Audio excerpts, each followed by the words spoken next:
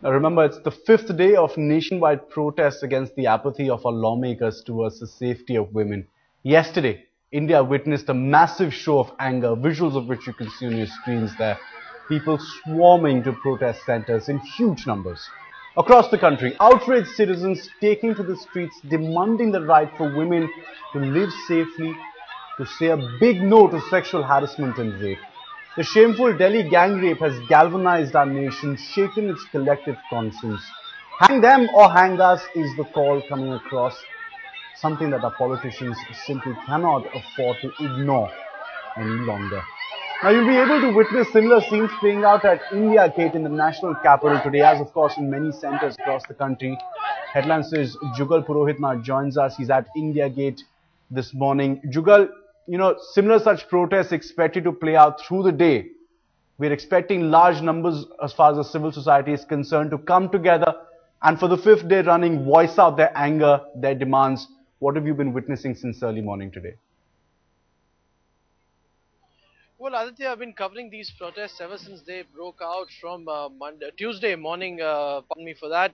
The fact is, Aditya, now the whole idea about a lot of people coming out on the streets protesting is, in a sense, a foregone conclusion because yesterday what we saw, the Union Home Secretary, the Police Commissioner, in an it was not a regular press conference. They came out. All of that is an admission of the fact that the government is indeed aware of the fact that the people are not happy and the protests will continue. Today, of course, as you rightly mentioned out there are protests slated, and even at this hour, there are people out here at the India Gate. Obviously, this number is only bound to grow from this point onwards. Aditya, I also have with me a very interesting set of people. These are people behind me who are civil service aspirants, and tomorrow they hope to be country's IAS and IPS officers.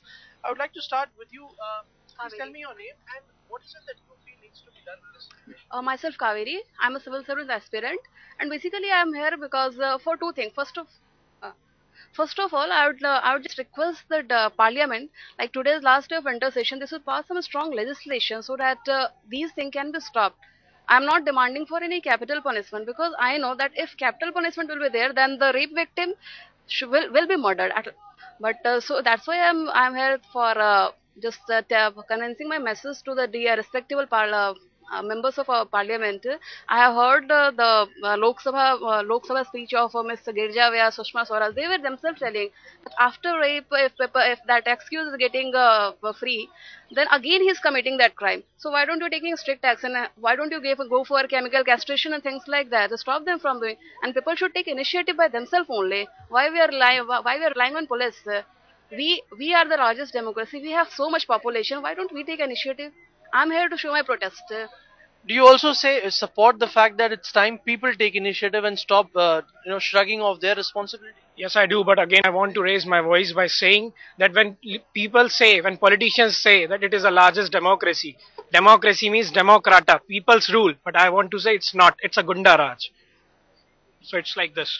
We have one more person, Aditya. You were mentioning an example about sati and how sati as a practice is no longer there because of some tough implementation. Please share your idea. Yeah, I support both their views. As he said, now it's a Gunda rule. So the basic and the foremost thing that we have to do is a very strong law. As I told you, see, sati, untouchability, such social evils was there prevalent in our society. Now it was abolished not because we went to each person and telling that it's bad, and they got aware. It's not that sort of. I mean, partly it's there, but still a strong law was made and they were punished. Hearing that, a public awareness was created. And second, I would also like to say that, like in most conservative societies like Lebanon or in any Muslim societies, the punishment they give for rape is too much, and that itself awakens a society. And what about here? Today a girl had to be a scapegoat. Tomorrow it can be me, and that's why I hold the banner, am I the next? So you see, Aditya, there is no doubt there is a lot of palpable anger on the streets, but we are now in a phase where we are witnessing some very sensible answers coming through, and a slight drifting away from the initial hate message that we kept getting about capital punishment and all of that. Now it seems we've entered a phase where some sensible discussion is possible even here on the ground, and the people are just wondering as to why is it not happening in the corridors